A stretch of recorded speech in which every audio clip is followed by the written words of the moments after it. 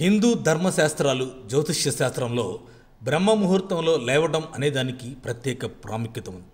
ఇది సూర్యోదయానికి సుమారు 1.5 గంటల ముందు మొదలవుతుంది. సాధారణంగా సూర్యోదయం ఉదయం 6 గంటలకు ఉంటే బ్రహ్మ ముహూర్తం ఉదయం 4 గంటల 20 నిమిషాలకే ప్రారంభమై 6 గంటల వరకు కొనసాగుతుంది. ఈ సమయంలో శారీరక, మానసిక, ఆధ్యాత్మిక అభివృద్ధికి అనుకూలమైన శక్తులు వాతావరణంలో నిండి ఉంటాయని నమ్ముతారు.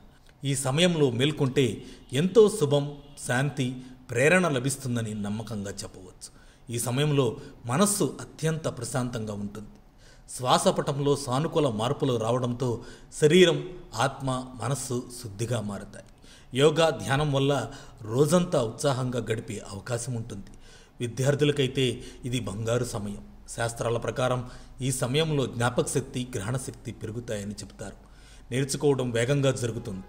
శివుడు, విష్ణువు, గాయత్రి దేవతలకు సంబంధించిన మంత్రాలను జపించటం ఫలదాయకం. ఈ సమయంలో భగవంతుని స్మరణ వల్ల శక్తి, ఆనందం పొందవచ్చు. బ్రహ్మ ముహూర్తం మనల్ని ప్రశాంతంగా ఆలోచించే స్థితికి తీసుకెళ్తుంది. జీవిత లక్ష్యాలపై దృష్టి పెట్టేందుకు, కొత్త ఆలోచనలతో ముందుకు సాగేందుకు ఇది ఉత్తమమైన సమయం. ఈ సమయంలో స్నానం చేయడం శరీరాన్ని శుద్ధి చేస్తుంది. మానసికంగా తాజాగా ఉండటానికి సహాయపడుతుంది. ఇది రోజంతా శుభప్రదంగా గడిచేందుకు దోహదపడుతుంది. చాలామంది రచయితలు, కళాకారులు ఈ సమయాన్ని రచన, సంగీతం వంటి సృజనాత్మక పనులకు ఉపయోగించుకుంటారు. ఈ సమయం శాంతిగా, ఆలోచనలకు అనుకూలంగా ఉంటుంది. బ్రహ్మ ముహూర్తం ఒక పవిత్రమైన సమయం. ఈ సమయంలో మేల్కొని శుభకార్యాలు చేయడం వల్ల జీవనశైలిలో పెద్ద మార్పును తీసుకురావచ్చు. మానసిక శాంతి, శారీరక ఆరోగ్యం, ఆధ్యాత్మిక వికాసం వంటి అనేక లాభాలు దీని ద్వారా పొందవచ్చు.